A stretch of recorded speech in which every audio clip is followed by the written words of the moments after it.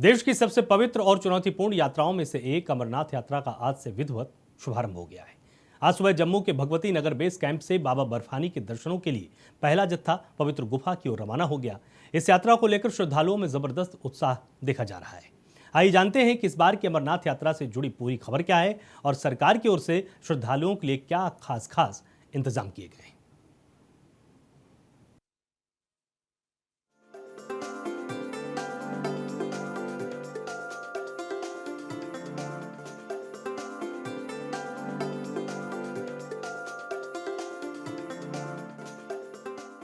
बाबा बर्फानी के दर्शन के लिए लाखों भक्तों का इंतजार आखिरकार खत्म हुआ। पहलगाम में हुए आतंकी हमले के बाद भी श्रद्धालुओं का उत्साह कम नहीं हुआ और आज जम्मू से अमरनाथ यात्रा का पहला जत्था कड़ी सुरक्षा के बीच पहलगाम और बालटाल के लिए रवाना हो गया।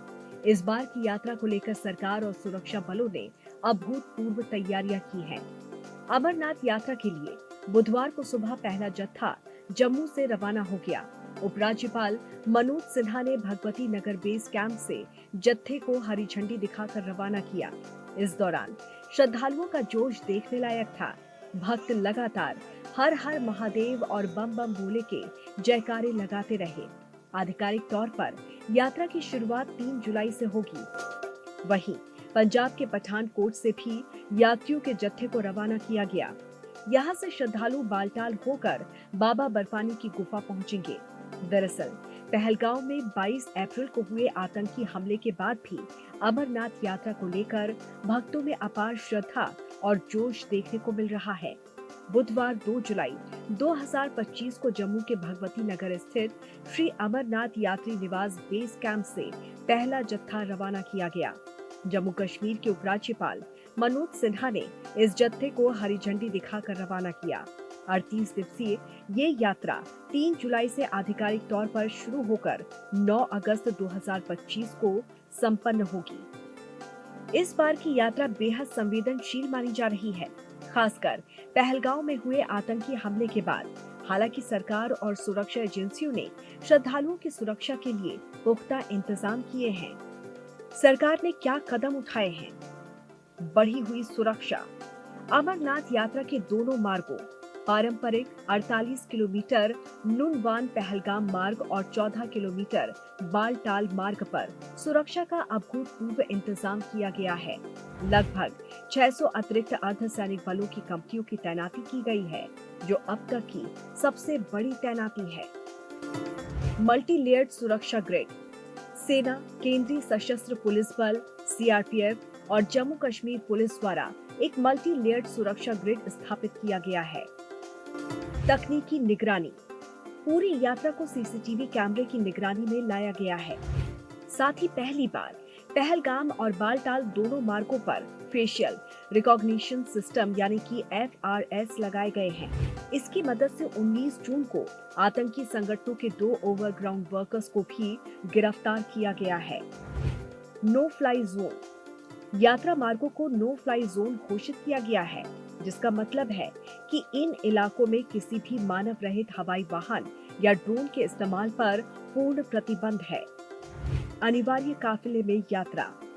सुरक्षा कारणों से अब व्यक्तिगत यात्रा की अनुमति नहीं है।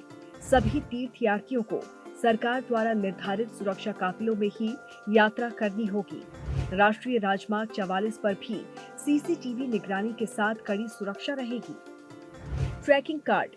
सभी तीर्थयात्रियों को RFID ट्रैकिंग कार्ड दिए जा रहे हैं, जिससे उनकी गतिविधियों पर 24 घंटे नजर रखी जा सके। सुधारित बुनियादी ढांचा। श्रद्धालुओं की सुविधाओं के लिए 106 आश्रय केंद्र तैयार किए गए हैं, जो लगभग 50,000 तीर्थयात्रियों को समायोजित कर सकते हैं। भोजन और चिकित्सा सेवाओं के भी पुख्ता इंतजाम हैं। स्वास्थ्य संबंधी दिशा निर्देश। यात्रियों को अनिवार्य स्वास्थ्य प्रमाण पत्र CHC लाना होगा। 13 से 17 वर्ष की आयु वर्ग के लोग ही यात्रा कर सकते हैं और गंभीर स्वास्थ्य समस्याओं वाले लोगों को यात्रा न करने की सलाह दी गई है। जागरूकता अभियान। जम्मू कश्मीर के मुख्य सचिव अटल डुल्लू ने सूचना विभाग को मौसम, यातायात और यात्रा संबंधी सलाहों पर वास्तविक समय की जानकारी प्रदान करने के लिए सोशल और जन संचार माध्यमों पर एक लक्षित संचार अभियान चलाने का निर्देश दिया है। हेलीकॉप्टर सेवा निलंबित।